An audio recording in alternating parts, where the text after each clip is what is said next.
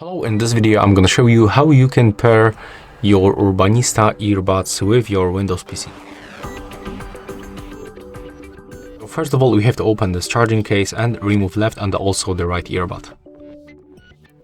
Next, we have to click and hold right here until indicator starts blinking.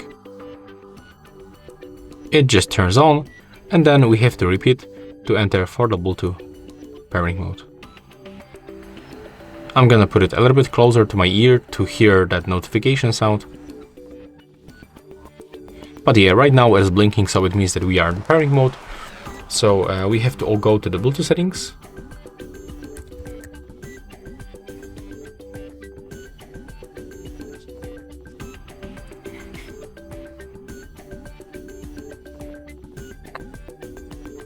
Click to add device. Select Bluetooth device and select your Urbanista Paris earbuds.